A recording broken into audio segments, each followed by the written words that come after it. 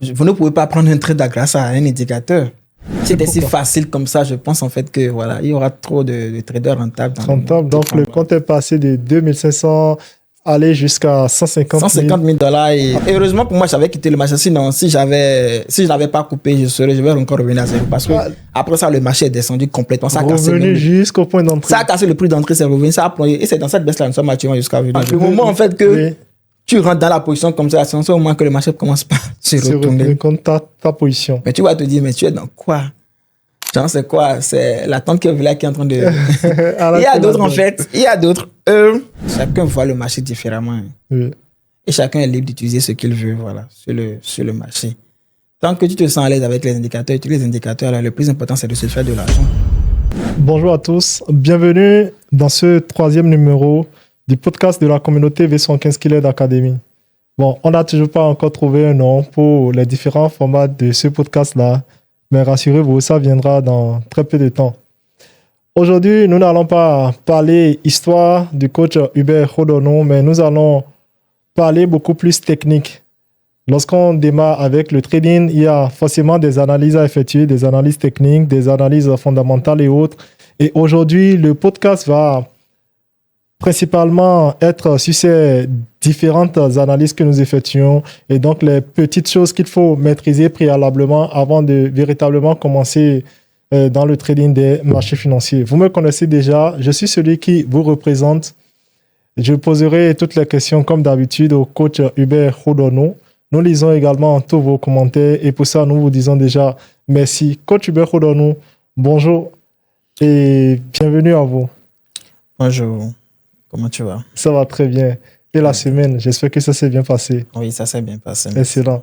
Donc, avec les amis, aujourd'hui, on se retrouve à nouveau pour faire ce 3e numéro dans lequel vous allez nous faire encore le plaisir d'apporter des éléments de réponse aux différentes questions qui nous viennent à l'esprit généralement quand on commence le trading. Alors, la première question pour commencer est qu'est-ce qu'on doit savoir avant même de placer notre premier trade quand on est débutant?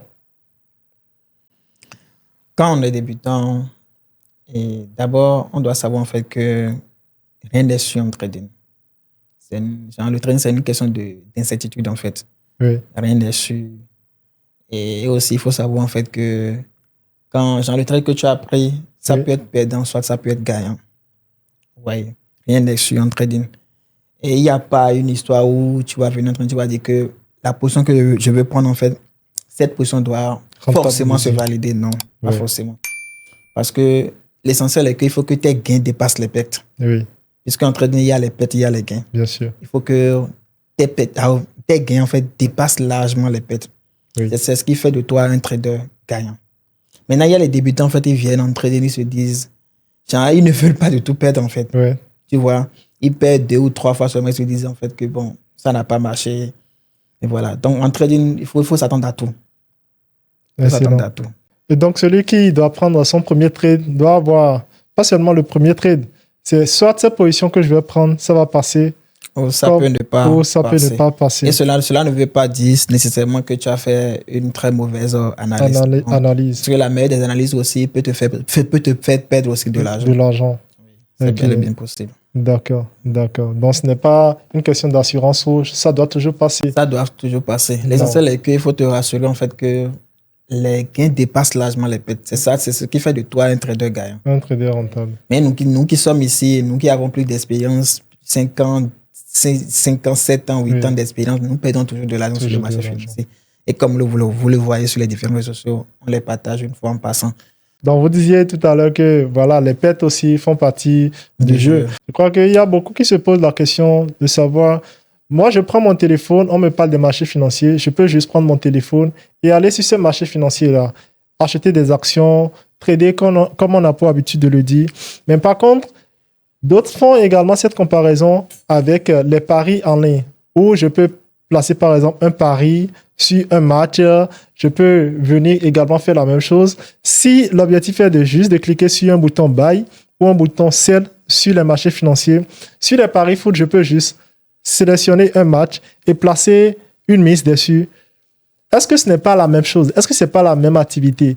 D'où la question de savoir quelle est la différence entre les paris en ligne, par exemple, et les marchés financiers. L'action de trader sur les marchés et l'action d'aller placer un pari sur un match, un jeu ou quelque chose du genre. D'abord, quand on parle de marché financier, c'est pas un truc qu'on mise en fait. Voilà. Oui. Bien vrai qu'on met de l'argent en jeu et bon, c'est pas un truc qu'on parie en fait. Voilà. Oui. Alors que les paris sportifs, eux là, ils font juste des sélections et ils misent sur la chance. Oui. Ouais, eux, ils misent sur la chance. Ils disent en fait que quand je vais miser toute telle chose, en fait, il faut que ça. Ils prient en fait pour que ça passe. Donc, c'est de l'expérience. Voilà. Alors que chez nous, de l'autre côté, nous, on ne fait pas ça. Il faut d'abord se faire former. Oui. Et deuxièmement, il faut aussi analyser le marché. C'est vraiment capital. Il faut analyser, il faut savoir quand est-ce que ça va monter, quand est-ce que ça va descendre. Il ne faut pas que j'achète au niveau où le prix a déjà complètement monté. Oui. Tu vois. Donc, nous, on analyse en fait. Alors que les parieurs, eux, ils placent le truc et ils prient en fait. Ils sont dans l'espérance que ça puisse marcher. Voilà, ils attendent en fait le miracle que ça attend. Alors que chez nous, ce n'est pas le cas. Donc, il y a des données, mais dans le même temps, les parieurs, il y a des gens qui sont des spécialistes qui peuvent, par exemple, analyser. Moi, je suis fan de Barcelone, par exemple. Il y a peut-être des amis qui sont fans du Real de Madrid. Il y a des gens qui peuvent, sur des analyses des matchs précédents, de la forme actuelle des joueurs, peuvent dire la probabilité pour que le Real de Madrid, pour son prochain match, gagne est plus élevée. Est-ce que dans ce sens-là, il n'y a pas également, on ne peut pas dire qu'il y a une analyse qui est également faite au niveau des paris sportifs, mais également au niveau du trading des marchés financiers? Non, ce n'est pas la même chose. Ce n'est pas la même analyse. Non, ce n'est pas la même analyse, en fait. Parce que nous, je suis des prix ici. Voilà, nous, on travaille en fait sur des prix donnés. Donc, qui sont beaucoup plus précis. Qui sont beaucoup plus précis. Il y a aussi des combinaisons à faire. Je ne parle pas des combinaisons des parieurs. Des parieurs, non. Des combinaisons. Il faut savoir en fait que avec telle confirmation, je peux me mettre en position dans telle zone. Oui. Alors que de l'autre côté, ce n'est pas ça. Il n'y a pas ça. Tout ce que moi, je vois de l'autre côté chez les parieurs, c'est que juste, ils espèrent pour que ça passe. miracle, que ça passe en fait. Voilà. Je crois que c'est bien dit. Alors, dans ce sens-là, dites-nous, avant de prendre un trade sur le marché financier, je peux prendre un trade, comme vous l'avez dit tout à l'heure, ça peut passer comme ça peut ne pas marcher. Exactement. Mais quel est l'élément favorable qui me permet véritablement de savoir que ce trade-là que je suis en train de prendre, cette action que je m'apprête à acheter, j'ai de fortes probabilités? Bon, c'est grâce à tes confirmations. Ça dépend de quelle stratégie tu utilises sur les marchés financiers. Si tu as une très bonne stratégie, que ça avec cette stratégie, en fait, tu as des confirmations qui vont te permettre en fait, à te positionner. Ça, il n'y a pas de souci. C'est ces éléments-là qui vont te permettre à te positionner. Par exemple, j'ai une stratégie, j'utilise une stratégie donnée sur les marchés financiers. Oui. Ces stratégies-là me permettent en fait d'identifier des zones où je peux entrer en position. Je peux prendre un bail. Tant que je n'ai pas ce genre de confirmation, je ne peux pas me mettre en position. Ok. Ouais, donc c'est ces éléments-là qui vont te permettre en fait d'opérer sur le marché là où il faut et quand il le faut. Voilà. Les éléments dont vous parlez, généralement, de quoi s'agit-il? Bon, ce sont des confirmations de ta stratégie. Chacun avec ses confirmations. Voilà, ça dépend de la stratégie que tu utilises en fait. Moi, personnellement, j'ai mes propres confirmations que j'utilise. Je ne peux pas les dévoiler ici. Voilà. On voit généralement, quand vous postez des captures, on voit, pour ceux qui sont des novices, on voit des dessins, des courbes qui évoluent, qui parfois même, on se dit, bon, ce truc-là doit être quelque chose de très compliqué. Et pour ceux qui s'intéressent un peu déjà au domaine, il y a plusieurs types de graphiques qu'on voit généralement. On voit par exemple les graphiques en chandelier japonais, les graphiques en ligne de courbe et plusieurs d'autres. Lorsqu'on prend par exemple ces genres de graphiques, je prends principalement les chandeliers japonais. Qu'est-ce que cela représente véritablement sur les marchés? Je rappelle que le marché dont on parle ici, c'est l'interface visuelle qu'on voit. C'est sur cette interface-là qu'on va pour pouvoir placer des trades, acheter des actions et autres. Que représente une bougie, par exemple, sur le marché financier? Bon, chaque bougie représente en fait le combat qui est entre l'acheteur et le vendeur en un temps donné. Maintenant, sur les marchés financiers, on a deux bougies en fait. Oui. On a d'autres bougies, mais en tout cas, on a deux bougies essentielles. Il y a les bougies haussières et les bougies baissières. Okay. Quand on parle des bougies haussières, il faut savoir en fait que les acheteurs dominent en fait le marché. Alors que quand on parle des bougies baissières, il faut savoir en fait que les vendeurs dominent le marché. Voilà, c'est tout ce que je peux dire par rapport à ça. Ok, donc sur les marchés financiers, lorsqu'on va sur l'interface, on a plusieurs formes de bougies, mais généralement, ces bougies-là se retrouvent en deux catégories. Oui. C'est soit l'action des acheteurs ou l'action des vendeurs sur ces différentes bougies-là. Exact. Et donc, dites-nous, généralement, il y a des gens qui tradent des gens qui peuvent trader, comme on l'a dit dans la vidéo précédente, des gens qui peuvent trader en 5 minutes, en 30 minutes, en une journée, et vous, par exemple, sur 3 jours et autres. Est-ce que cela voudrait dire que pour pouvoir effectuer mon analyse, je suis obligé d'effectuer cette analyse-là en restant dans une seule unité de temps? Pour ceux qui ne s'y connaissent pas, les unités de temps ici, c'est généralement H1, H4, D1, ainsi de suite. Est-ce que vous conseillez de rester dans une seule unité de temps pour pouvoir analyser son marché ou bien vous recommandez l'analyse sur plusieurs unités de temps? En tant que trader, normalement, quand tu as une stratégie donnée, normalement, tu devais analyser le marché à partir des grands times.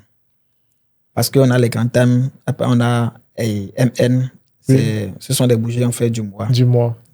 On a W1, ce sont les bougies de la semaine. Oui. Et on a aussi D1, qui sont les bougies journalières oui. de chaque jour en fait. De chaque jour. Et H4 sont les bougies d'H4, H1, bougies d'une heure et consort.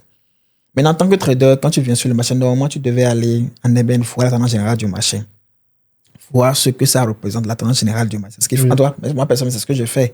Quand moi, je veux débuter en fait ma semaine, ou bien c'est un nouveau mois, je veux débuter, je ne vais pas en MN fois. Le marché est dans quelle tendance en MN? Oui. Parce que ça, je regarde en première position pour voir clair. Maintenant, après ça, je redescends en W1. Voir. Si c'était aussi au début de la semaine, je ne vais pas en W1, je regarde en fait, bon, qu'est-ce que le marché, quelle image le marché a en W1. C'est ça qui me permettra en fait de déterminer la tendance générale du marché pour être un peu plus à l'aise en fait. Oui. Et là, pour prendre une position, je descends un peu dans les petits times. W1, et chercher, D1, voilà, et vous cherchez D1, H4, H1, chercher mes confirmations là et prendre votre trade. Et en prenant ce trade-là, vous pouvez laisser couler ça sur 2 jours, une semaine. Bon, ça dépend des confirmations que j'ai. Si je suis en MN et que je vois que je suis au début du mois et que je vois une confirmation claire, bon, grâce à ma stratégie, je vois une confirmation claire. Là, je cherche ma confirmation dans les petits termes et je me dis, OK, je peux prendre le trade en espérant aller plus loin. Mais ça dépend des confirmations qui vont venir à la longue. Je ne peux pas décider aussitôt là maintenant que c'est déjà un swing, que c'est déjà un trade à long terme que je ferai. Non. Parce que ça dépend en fait. Dès que je prends le trade, ça dépend des confirmations qui vont venir peut-être dans les jours à venir, mais dans les heures à venir pour me confirmer en fait que si je peux laisser la tendance aller plus loin ou pas. Donc c'est comme ça, si la position doit être maintenue pendant des jours, pendant des semaines, voilà. Ok, donc ça c'est spécifique à votre stratégie. Donc oui, quand évidemment. Vous effectuez votre analyse à l'aide de votre stratégie, vous avez également d'autres éléments qui vous permettent de savoir si vous devez rester dans le trade ou pas. Exactement. Alors pour les amis qui s'intéressent à la stratégie du coach Hubert Rodonu, vous pouvez aller sur son site internet www.v115killer.academy ou le contacter directement sur ses différents réseaux sociaux et vous serez assisté afin de souscrire à sa formation et découvrir sa stratégie et devenir également rentable tout comme lui aujourd'hui. Alors, je vous ai entendu parler tout à l'heure en répondant à la précédente question, vous avez parlé des tendances. Aujourd'hui, lorsqu'on doit aller sur le marché financier, la tendance est-elle un élément si important pour vous ou on peut se passer de la tendance et passer directement à la prise des positions sur le marché? Qu'est-ce que vous pouvez dire? Quel est votre mot sur la tendance? L'importance de la tendance. Oui, la tendance est vraiment importante. La tendance est vraiment importante. Tant que trader, tu dois déterminer la tendance avant de faire quoi que ce soit. Et c'est ça qui te permettra en fait de t'orienter en fait dans la direction du marché. Il faut savoir dans quelle tendance il faut trader. Supposons en fait que le marché est dans une tendance baissière. Oui. Et que je vais trader. Je ne peux pas aller chercher des confirmations qui vont me permettre en fait de trader dans une tendance haussière. Tu vois, le marché est dans une tendance baissière. Je dois chercher des confirmations qui iront dans la même tendance que le marché. Ouais. Donc, je ne peux pas vouloir trader une tendance haussière et chercher des confirmations qui vont me permettre de trader à la baisse. À la baisse, non. C'est pas possible. En rappelant que lorsque je suis dans une tendance haussière, je suis invité à prendre des positions en achat. Je dois effectuer que des achats. Que des achats. Je vais chercher des confirmations qui vont dans la même direction que le marché. pour ne pas trader en compte tendance. Parce que c'est vraiment important. Trader en compte tendance, ça peut rapidement te faire perdre de l'argent, à moins que tu veux scalper. Et c'est le scalping, en fait, je profite pour le dire en même temps. Le scalping, c'est un style de trading que moi, j'aime pas du tout. Voilà, c'est un style de trading que moi, j'aime pas du tout parce que ça ne me permet pas d'être un peu plus à l'aise sur le marché. C'est comme si tu es en train de vouloir tout mélanger à la fois. Donc, moi, je ne recommande même pas ce style de trading à quelqu'un. Le scalping, qui est un style de trading qui consiste à prendre des positions sur de très courtes durées et d'espérer rentabiliser, ce qui peut entre-temps mettre la pression. Avec n'importe quel style de trading, vous pouvez faire le scalping avec. Supposons que vous avez une stratégie qui vous permet en fait de trader, de faire comment on appelle, de l'intraday. J'ai une stratégie qui vous permet en fait de faire de l'intraday. Souvent, vous avez pris votre position, vous dites en fait que je vais juste scalper. Ouais, la même stratégie que vous utilisez pour faire de l'intraday ou bien faire du swing peut vous permettre aussi de faire de l'intraday. Ça dépend des minutes que vous avez coupées, des minutes que vous avez pris pour couper votre position. Et des différentes confirmations également. Non, pas forcément des différentes confirmations. Supposons que j'ai pris ma position grâce à une confirmation qui me permettait en fait de trader, de faire de l'intraday. Oui. Ouais.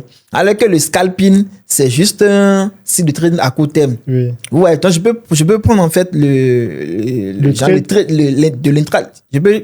Je peux prendre en fait l'intraday pour pouvoir scalper le marché. Je vois. C'est maintenant que j'ai ma confirmation qui me dit en fait que je dois prendre les trades à long terme, genre de faire de l'intraday avec. Oui. J'ai pris la position. Alors que si c'est bon, j'ai pris la position depuis 8 heures, j'ai trouvé la confirmation à 8 heures. Oui. Et normalement, c'est à 18 heures, il doit couper ma position. Parce que vous faites de l'intraday. Je peux décider de couper ma position dans les minutes à venir ou déjà à 8h30 parce que je veux scalper le marché. En supposant que la position a évolué dans votre sens. Voilà. Moi-même, des fois, même là, je prends même les stratégies du swing pour pouvoir scalper le marché avec. Parce que j'ai pris le trade en fait grâce à une confirmation de swing. Oui. Tu vois. Donc, je décide de couper ma position à temps. Tu vois, je peux décider de couper ma position à temps. Voilà, pour ne pas aller plus loin. On a parlé de la tendance qui représente un élément vraiment important avant de passer à l'action sur les marchés financiers. Est-ce que pour pouvoir réussir à déterminer cette tendance sur le marché, il faut nécessairement des indicateurs techniques? Les indicateurs techniques qui sont des algorithmes qu'on peut également utiliser sur les marchés financiers afin de pouvoir réussir à avoir une idée du sens dans lequel le marché évolue. Est-ce que vous utilisez principalement des indicateurs techniques pour pouvoir déterminer la tendance ou bien juste avec la lecture à votre niveau, vous arrivez à déterminer la tendance du marché? Moi, avec la lecture, je peux déterminer la tendance du marché. D'abord, si vous remarquez bien, sur mes graphiques, en fait, moi, je ne trace rien. Je ne fais pas comme la plupart des traders qui tracent un peu partout. Moi, je ne fais pas cela. Moi, je lis le graphique, en fait. Je détermine déjà la tendance en lisant juste le graphique. Ouais. Maintenant, concernant les indicateurs, personnellement, je ne peux pas prendre l'indicateur pour déterminer la tendance. Ce n'est pas possible. Et aussi, je ne peux pas me fier à un indicateur pour pouvoir prendre mon trade. Je ne peux pas prendre en fait mon trade grâce à un indicateur. L'indicateur peut venir renforcer votre analyse. Mes analyses. Me dire en fait que bon, avec telle confirmation, tu peux garder ta position plus loin. C'est ce que moi je fais. Moi, j'ai des indicateurs que j'utilise. Bon, les gens qui ont pris ma formation, ils le savent déjà. Moi, j'ai plus de 7 indicateurs. Ouais. Juste, en tout cas, 7 indicateurs que je mélange en fait. C'est pas un truc compliqué. Je ne charge pas en fait mon graphique. Hein. C'est joli à voir, tout ça. Mais je ne prends pas l'indicateur. Je n'utilise pas l'indicateur là pour pouvoir. Comme seul élément. Non, pour pouvoir prendre la position. C'est pas possible. Je ne fais pas cela. Mais juste que je mets l'indicateur là pour pouvoir renforcer mes trades. C'est grâce à mon indicateur là que je fais les trades à long terme. Des swings qui durent 1 mois, 2 mois, 3 mois, et voire quelques semaines. Donc l'indicateur, lui, vient renforcer l'analyse que j'avais déjà fait. Mais ça ne me permet pas de prendre ma position. Comme vous venez de le dire, vous utilisez les indicateurs pour renforcer votre prise de position sur le marché. Après avoir effectué votre analyse. Voilà. Vous conseillez, il y a beaucoup qui se demandent, est-ce qu'il faut que j'utilise des indicateurs pour pouvoir, avant de prendre un trade sur le marché financier, est-ce que je dois me passer des indicateurs et me concentrer uniquement sur le price action pour pouvoir prendre mes positions? Vous, qu'est-ce que vous recommandez? Moi, je recommande les deux.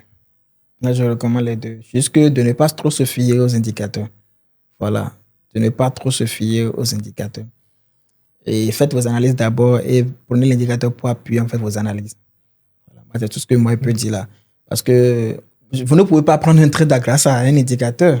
Si c'était si facile comme ça, je pense en fait que voilà, il y aura trop de traders rentables. Rentables. Et pourquoi on ne peut pas se concentrer sur les indicateurs?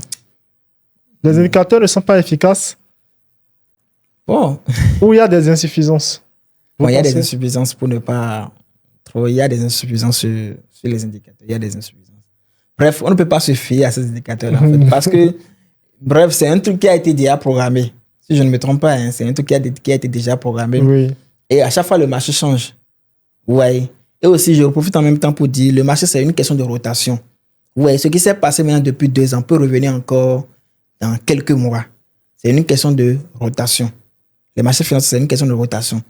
Donc, ce qui s'est passé il y a quelques années, c'est ça peut revenir encore. Qui oui. peut également se... Moi, il arrive des moments où, quand moi je suis sur les marchés financiers, à force de vouloir chercher des confirmations, je vois des scénarios qui se sont déjà passés 8 mois, 9 mois. Ouais. Oui. Et quand je vois ce scénario, je me dis attention, j'ai déjà vu ce truc-là quelque part. Genre, il fut quelques mois. Donc, je suis déjà sûr de moi-même, en fait. Et ça passe toujours. Et ça renforce votre prise de position. Oui, ça renforce. D'abord, je n'ai même plus peur. Je ne suis même plus stressé. Parce que c'est des trucs en fait, que j'avais déjà vus à plusieurs reprises. Oui. Parce que moi, j'ai déjà fait plus de 8 ans dedans.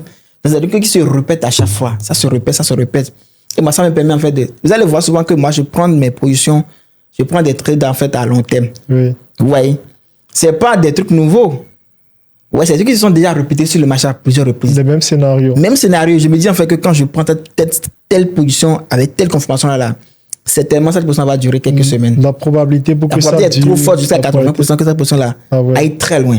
Et souvent quand je fais les analyses avec mes apprenants, je leur dis en fait que, attendez-moi, je me rappelle très bien les sous que j'avais pris pour pouvoir payer ma GLE, la Mercedes GLE là, AMG là.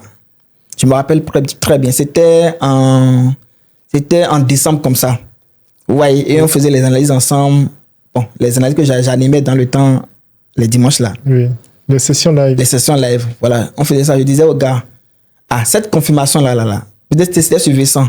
C'est Vincent qui m'a permis en fait d'avoir cette voiture là. Donc je me rappelle, on a vu la confirmation, je disais aux gars, ce trade là, ce trade là, ça va nous permettre en fait de fêter, parce que c'était en décembre. Oui. Mais si ce trade passait, je vous jure que je vais prendre ma Mercedes GLE avec. Et effectivement, ce trade là a fait, ça a fait 2 mois. 2 mois. C'était au début du mois de décembre. Du mois de décembre. Oui. Juste en février. Début février. Ouais. Donc, c'était un trade à long terme. Et tout le monde a pris. Mais au début où le marché voulait décoller, c'était pas du tout facile. Bon, peut-être mes apprenants ici peuvent en témoigner. Ils peuvent se rappeler de ça. On va se rappeler de ça. C'était pas facile. Le marché décolle. Le marché s'est décollé. On est allé à quelques pistes. Oui. Le marché est remonté pendant une semaine. Après, le marché est revenu vers le prix d'entrée. Et il disait aux gars, les gars même avaient peur. Ils disaient en fait que, mais ce que le marché va faire là, certainement, le marché va devoir continuer dans sa tendance. Ils disaient non, c'est confiance dans ce que je fais. Et bien, pour ma première fois, maintenez ce trade-là à long terme. Je vous jure que le marché a fait plus de 2 semaines pour faire les retracements. Tantôt ça va en haut, tantôt ça vient en bas, tantôt ça va en haut. Pendant 2 semaines, les gars ne pouvaient plus supporter. C'est là on voit ceux qui sont vraiment forts. Oui. Et 2 semaines après, le marché a quitté la zone. Le marché est remonté. Parce que nous, on était en bas. Le marché est remonté. Le marché est allé plus haut. Arrivé dans une zone, le marché a commencé à faire ses zigzags encore. Ça a encore stagné. Comment ça pas stagné? On a déjà quitté même décembre. C'était en janvier comme ça. Le marché a commencé à faire ses... Il y a une zone là où le marché ne voulait pas du tout casser cette zone-là. Tantôt ça vient, tantôt ça descend. Il est rentré dans un range. Dans un range, ça n'évoluait plus. Donc les gars étaient vraiment fatigués. D'autres ont quitté la position, ils ont coupé leur position. D'autres ont caissé $1,300. D'autres ont caissé... Moi, ils disaient, je vais toujours mettre cette position-là. Vous étiez parti avec un capital de combien sur cette position? J'avais rechargé juste... d'habitude, moi, je mets $2,600 dans mon compte. Oui. Ce que je suis prêt à perdre. Et quand le marché décolle comme ça, je retiens en fait mon capital du jeu. Et je laisse un petit truc là pour soutenir en fait la position qui est en swing là. Donc j'ai quitté j'ai quitté $2,100 pour aller à plus de $150, $150,000. $150,000. Oui, en moins de 2 mois. Maintenant, et c'est pas que j'ai coupé les $150,000, hein, je n'ai pas coupé les $150,000. J'espérais toujours, en fait. Oui. Ouais, et quand le marché a commencé par se retracer, un peu. Il me dit attention, mais j'avais déjà promis à ma communauté, bon, à mes apprenants que je devais prendre la voiture, la GLE Grâce à ce trade-là. Grâce à ce trade-là. Et le marché est venu à 130. Je me suis dit attention, chose promise, chose due. Il faut que je coupe la position. Donc j'ai coupé à 130. Et c'est de là que je suis parti. Donc le compte est passé de 2500 aller jusqu'à $150,000 et c'est revenu à à 130. un moment donné, vous avez décidé de quitter. Finalement, le vous marché, avez clôturé à $130,000. Oui, et heureusement pour moi, j'avais quitté le marché. Sinon, si je n'avais pas coupé, je vais encore revenir à zéro. Parce que après ça, le marché est descendu complètement. Ça a cassé revenu jusqu'au point d'entrée. Ça a cassé le prix d'entrée, c'est revenu. Ça a plongé. Et c'est dans cette baisse-là, nous sommes actuellement jusqu'à aujourd'hui, je pense. Ah ouais. Suivez ça. C'est dans cette baisse-là, nous sommes actuellement. 2024, décembre passé, c'était en décembre passé? Non, c'était pas en décembre passé. C'était en décembre surpassé. Décembre surpassé. Waouh. Important. Parti d'un capital de $2,500, l'équivalent de. À $150,000. $150,000. J'ai pas fait $150,000, j'ai fait à $130,000. Ce qui vous a permis de prendre le véhicule. Excellent. En fait, les gars ne croyaient même pas. Les gars ne croyaient même pas. C'est le jour où j'ai fait sortir la voiture là qu'ils se sont rappelés de ce trade-là. Ah ouais, la promesse est une dette. Oui, vous avez parce que je vais pas. Voilà un peu. Donc, lorsqu'on démarre avec l'analyse technique, on a déjà suivi une formation et tout. Mais malgré qu'on a suivi une formation où si la personne est autodidacte et s'est formé lui-même, quelles a été, dans votre cas, les premières erreurs que vous avez commises lorsque vous avez démarré avec l'analyse technique sur le marché financier? Bon, les premières erreurs que j'avais commises à mes débuts, c'était de rentrer sans confirmation. Voilà. C'est pas parce que la structure est bien claire que tu dois te mettre dans la position, dans le trade n'importe comment. Non. C'est de rentrer en fait sans confirmation.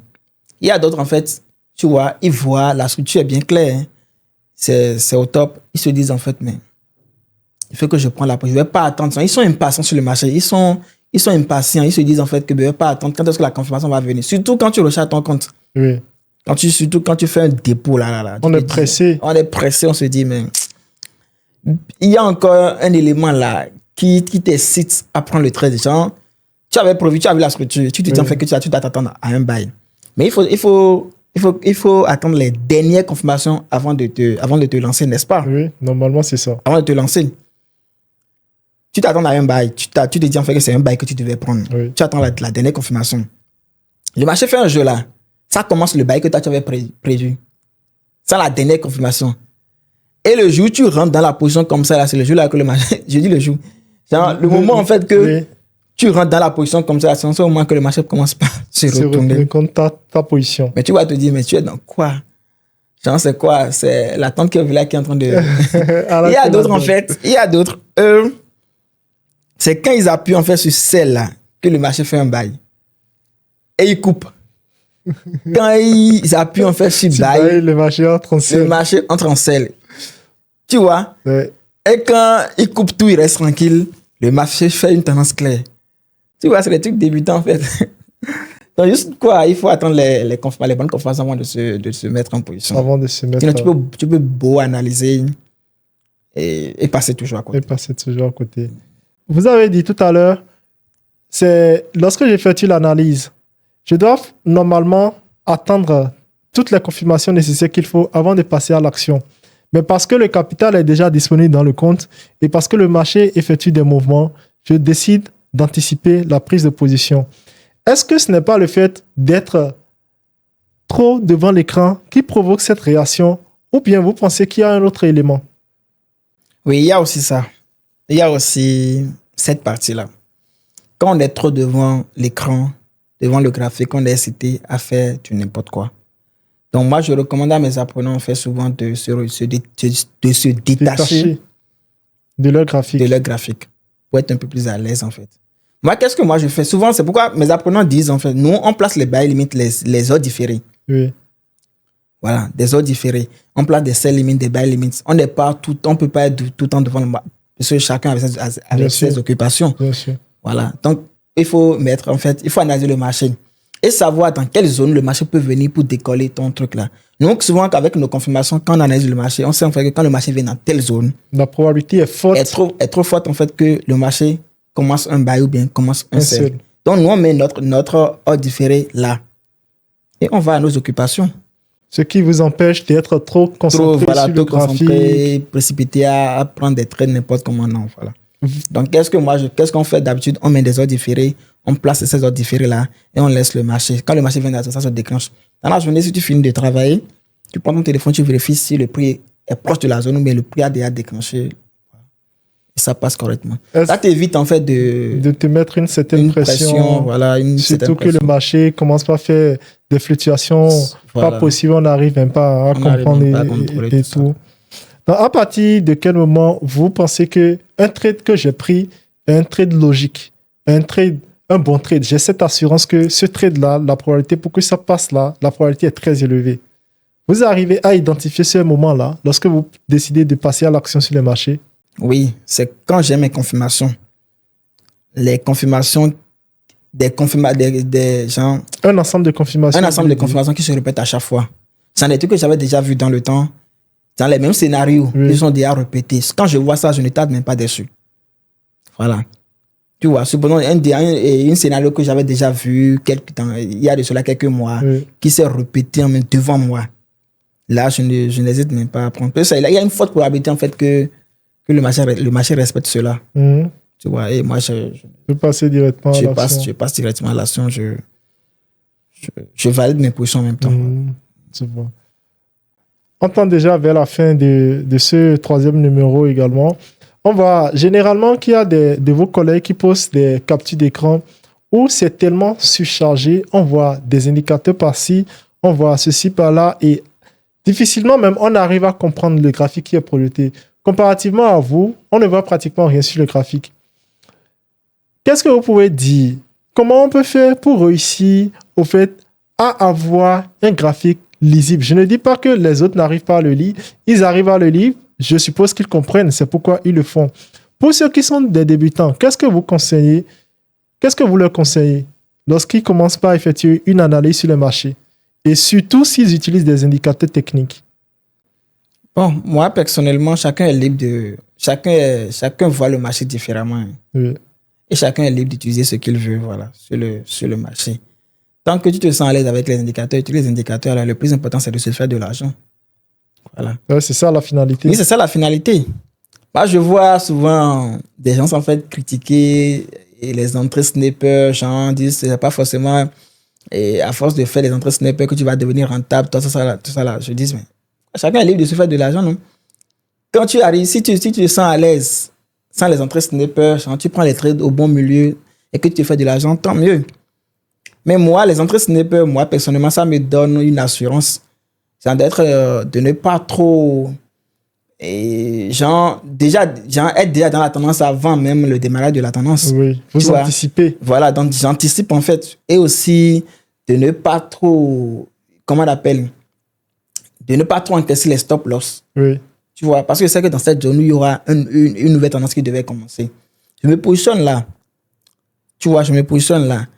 Mais non, si le marché va devoir cette zone-là, c'est que j'aurai une marge donnée. Oui. Tu vois. Donc, c'est pourquoi moi, je préfère les entrées snipers. Et si cette marge est dépassée, cela voudrait dire que votre setup est invalidé? Invalide, voilà. Invalide, d'accord. Alors, aujourd'hui, on a parlé, depuis tout à l'heure, on ne fait que parler d'analyse technique et tout. Vu qu'on est déjà à la fin, si vous devez résumer tous ces éléments-là, qu'est-ce que vous allez dire à nos chers amis? Bon, si je vais devoir résumer l'analyse technique, c'est que c'est de lire le prix. Voilà, quand tu es trader, que tu viens analyser le marché, il faut lire le prix. Tu vois, il faut lire le prix. Et aussi comprendre aussi le contexte. Le contexte dans lequel le marché est. Le marché est. C'est de comprendre aussi le contexte et de suivre aussi la tendance. C'est vraiment capital. De ne pas trader aussi en compte tendance. Même s'il y a des confirmations qui te permettent en fait de trader en compte tendance, faut pas trader en compte tendance parce que ça peut te faire cramer rapidement. Bien sûr. Donc d'abord, c'est de lire les prix. Oui. Deuxièmement, c'est de comprendre le contexte du marché et aussi de suivre la tendance. 13 éléments. Alors, chers amis, nous sommes à la fin de ce 3e numéro et je crois que le résumé est déjà bien fait par le coach Hubert Rodornon. Je vais juste utiliser ces mots. Il est important de lire le prix, savoir la tendance dans laquelle on est. La tendance est toujours le meilleur allié sur les marchés financiers et donc il faut toujours patienter pour avoir les différentes confirmations avant de prendre sa position. Il est vraiment important, comme vous l'avez dit. Donc, pour ce 3e numéro, n'hésitez pas aussi à mettre, à liker, à partager et surtout à commenter, donner vos avis, des avis critiques qui vont également nous permettre de produire de meilleurs contenus à l'avenir. Et prenez rendez-vous sur les prochains épisodes qui vont bientôt sortir. Merci d'être resté jusqu'à la fin.